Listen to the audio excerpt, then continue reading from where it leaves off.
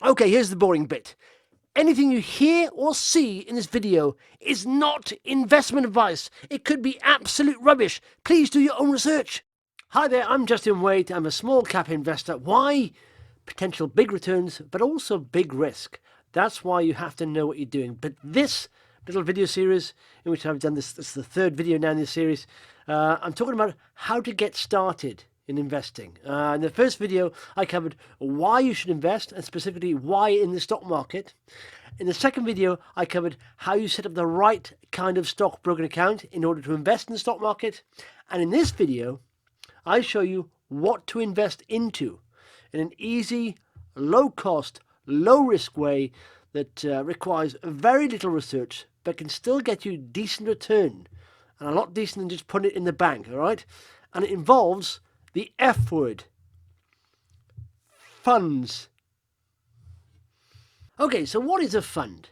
Essentially, it's when you buy a fund, your money is pooled together with other people's to make a collective investment. It's a lot lower risk than buying shares in individual companies because a fund normally contains lots of companies or investments. I just borrowed this graphic, by the way, from Fidelity, and it's just all men there. I don't know why it's all men.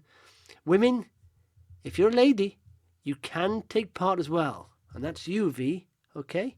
I'll give you an example of a fund, all right? There's a fund called the FTSE 100 Tracker. Now, when you buy into this fund, it buys shares in every one of the biggest 100 companies in the UK, which is what the FTSE 100 is, basically. So as soon as you buy into this fund, your money is diversified across 100 very big companies. Now, if you just bought shares in an individual FTSE 100 company, could be any company. A lot of the FTSE 100 companies are companies you will know. So it could be something like Barclays or something like that. Now, say Barclays, let's say they came out with some bad news, all right? The share price would drop. Now, if you bought Barclays as part of a fund and they came out with bad news, it wouldn't have much of an impact on that fund because there's 99 other companies in that fund, you know? So that's why it's a lot less risk. There are two types of fund, essentially. There's an active or a managed fund. The goal is of active money is management to beat the stock market's average returns and take advantage of short-term price fluctuations. And they charge this kind of management, the fee. And the fee is very important because it takes a cut of what your profit could be. There's also the passive index fund, or tracker fund. It just tracks an index like the FTSE 100. Typically, index funds are lower cost than managed funds and are generally perform better over the long term. Worth looking at this guy, and it wasn't long that he passed away. He's called Jack Bogle, died in January. He was the founder and chief executive of the Vanguard group and is credited with creating the first index fund. Bogle's idea was that instead of beating the index and charging high costs, the index fund would mimic the index performance over a long run, thus achieving high returns with lower costs than the costs associated with actively managed funds. Now, he became the enemy amongst fund managers when he set it up, because these fund managers earn good money. You know, if they have, say, billions of dollars of assets under management and they charge like a fee of 1-2%, that's a lot of money. Now, he set out to prove that you can basically beat their performance by tracking an index. Hardly any management needed at all. And he proved it's true. And so then flourished the passive investment trackers, okay? Two things to look out for with funds, okay? Keep in mind. Fund charges. Low-cost funds outperform high-cost rivals every time. As a rule of thumb, look for a total expense ratio, and they always quote these, a TER, below 0.5%.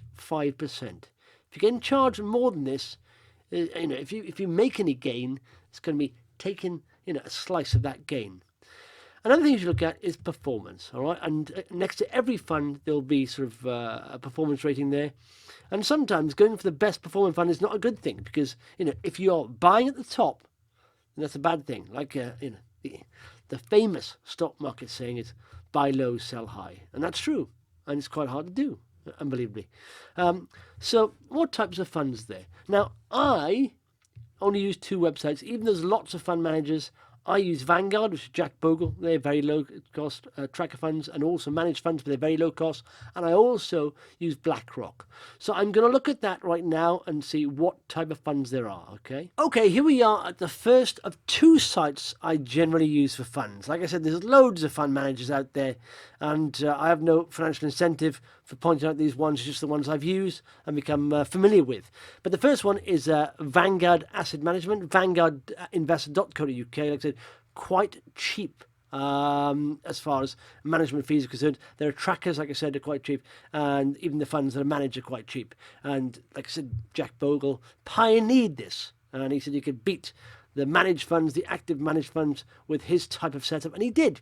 So here we go, a front page, why Vanguard, you read all that, but what we offer, and it's a full list of funds here, so you can scroll through that if you want.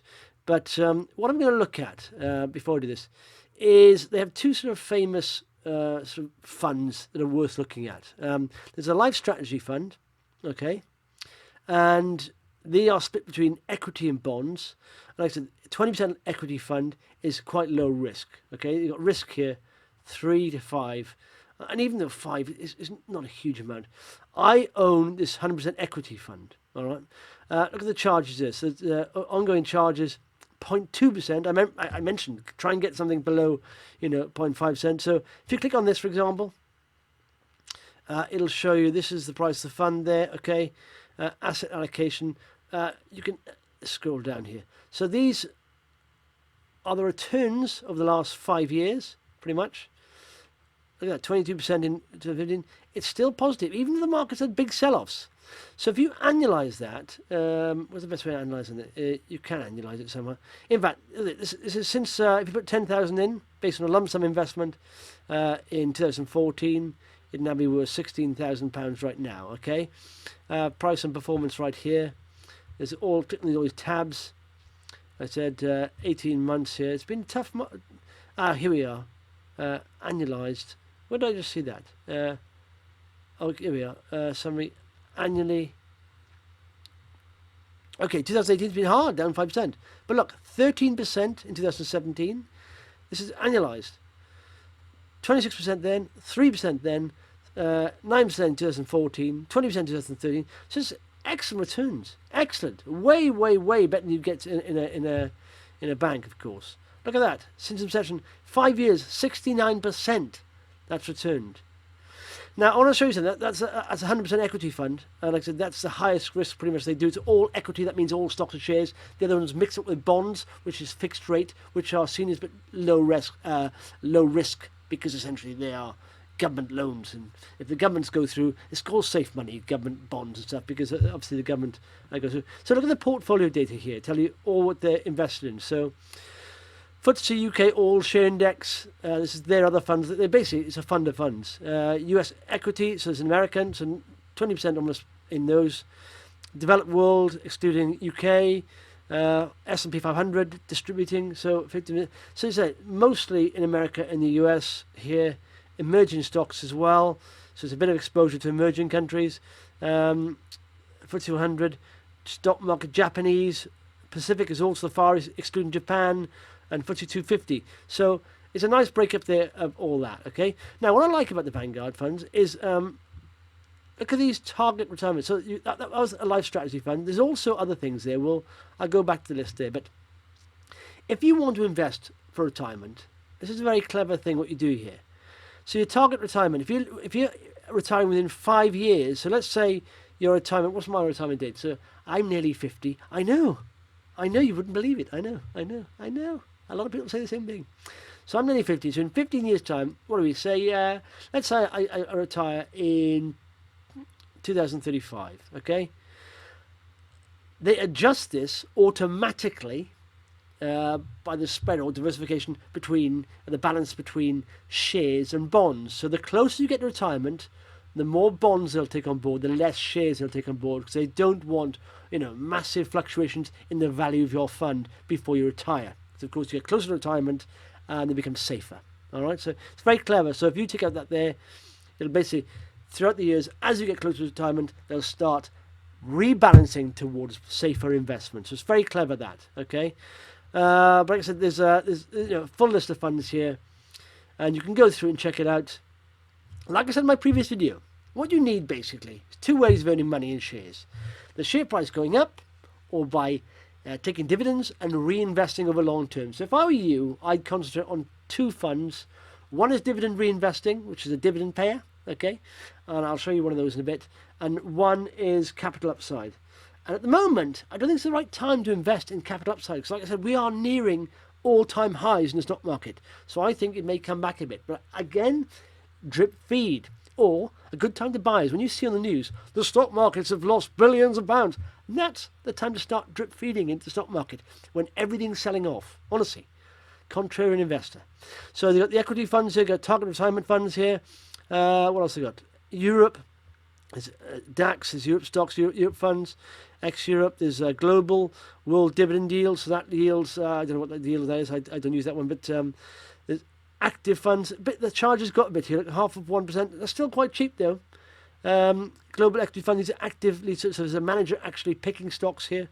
There's UK based, there's USA, so you can scroll through all these, Europe, and all that stuff. But like I said, if you can't be bothered to go through all that, it's just you can pick a life strategy fund, and you can choose the blend between equity and bonds. Bonds are safer, of course, equity. But listen, the safer the investment, the less reward, less risk, less reward. The more risk, more potential reward. Okay, if you're happy with a bit of volatility, then go for a bit more risk. So that's Vanguard. Here's the other one, is Blackrock. Blackrock's the biggest investment house in the world, so it's well supported. So products, click on that, and is that working? Yes. View all products. I like here, you've got these little boxes. Okay, so you've got equity. One of the best performing funds of all time. Look at that. It's core. It's called their core offering. These are iShares. That's the S&P 500. It's basically the 500 biggest stocks in America. Now you took one, all the biggest companies in the USA. So all the ones you've pretty much heard of. It's like Apple, Microsoft, all the big companies there. So if you click on this, for example, look at it. It'll have assets under management, TER, look at that, 0.07%, that one is a total expense ratio. Phenomenal. So let's click on one of these. So that's a good one to get into. I would start drip feeding, not yet though, because that's the kind of thing that will rise very nicely, but we're close to the top of the market, the S&P 500. Let's just click in that. It'll give you,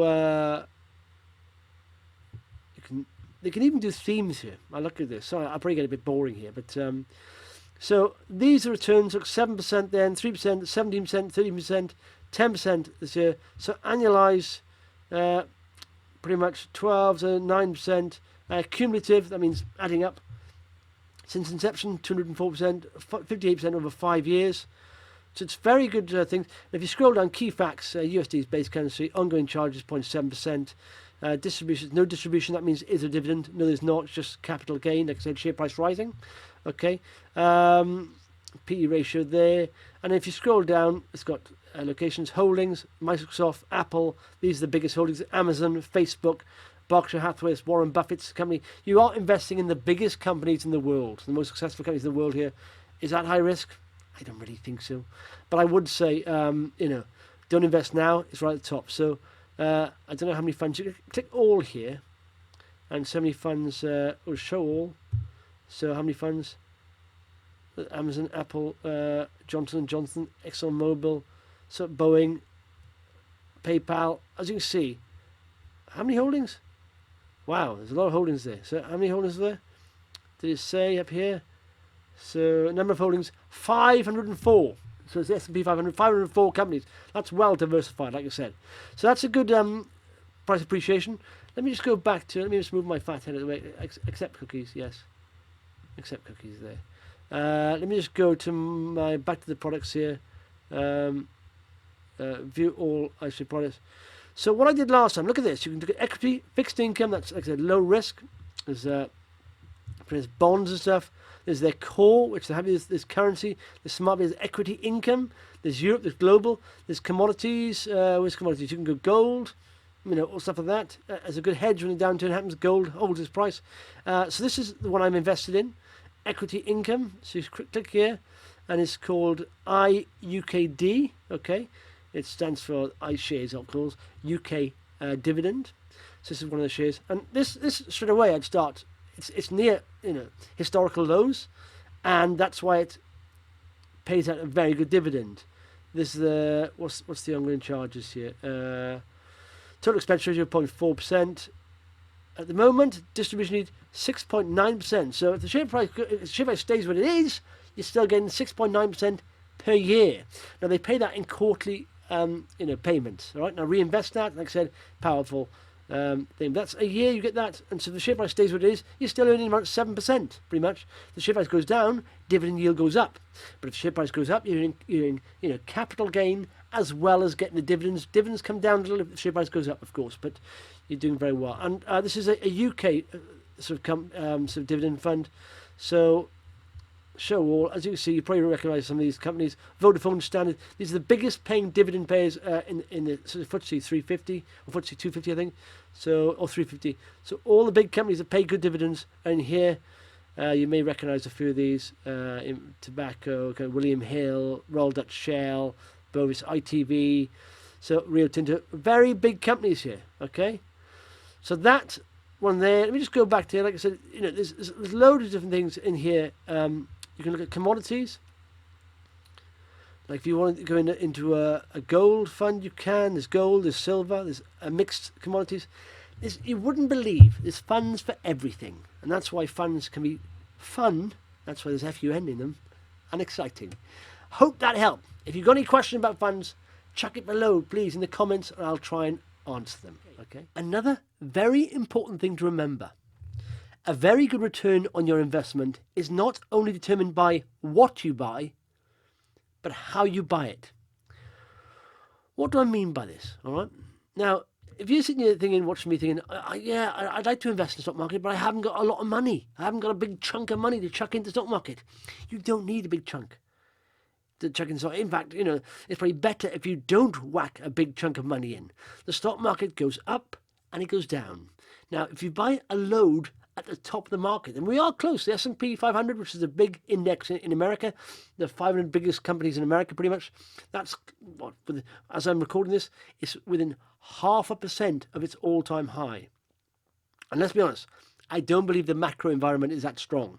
The economics around the world are that strong. So I think we're going to have a sell-off. So if you chucked in a big chunk of money right now in an index, in a fund attracted index, it may and it sells off. We have a recession.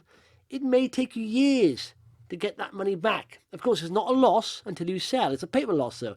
And it's never nice looking at your portfolio and seeing, a red figure, a minus figure next to the money you put in.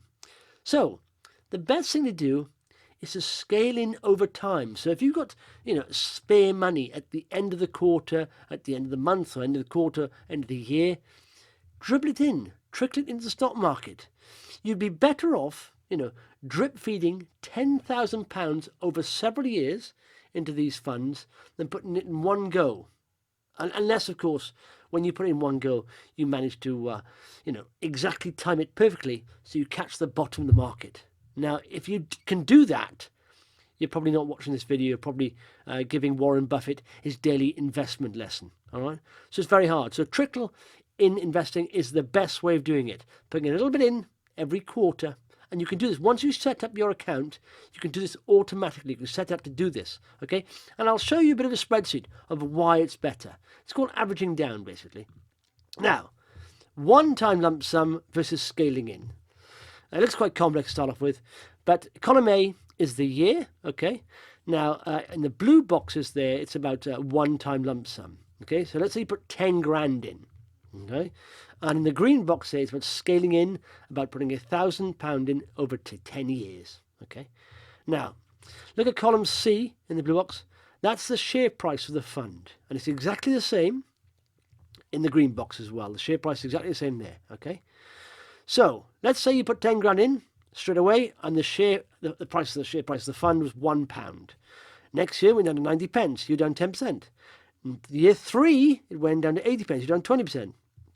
Okay, and so on and so forth. And let's say just come back after 10 years, after a big sell-off, you bought the top of the market, big sell-off, it comes back to £1 after 10 years. And that can happen.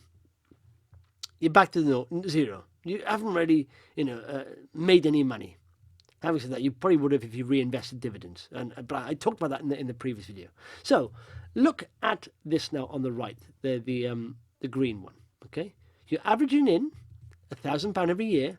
So in the first year, say your average price £1. Second year, average price 90 pence. Third year, average price 80 pence. So on and so forth. Because you're buying when it's going down to 70, 75 pence, 80 pence, and you're scaling in, drip feeding. Look at the loss gain here. When it goes back to £1 in year 10, you're now 15% up. It's not a massive amount, but do you know what? You haven't lost any money. You haven't wasted your time. And like I said, if you reinvested dividends as well, it'd have been a lot better than that, because over long term, if you lost my last video, you've seen the power of dividend reinvesting. Now, I hope these 3 videos helped. It's just the basics to get you started. And, if you want to go further than that, by all means, ask me questions. But I would definitely start off with funds if you want to get started in the stock market. And then, ask me any questions on research. I've done lots of other videos on my 10 lessons I've learned on investing in small cap stocks. And it's essential to look at that, especially lesson 1, the most important of all, risk. If you do like this video and you want to see more, by all means, subscribe. Click on my face right there, and then hit that notification bell. It's very important. And if you want to watch some other videos on learning to invest, right there. Thanks very much.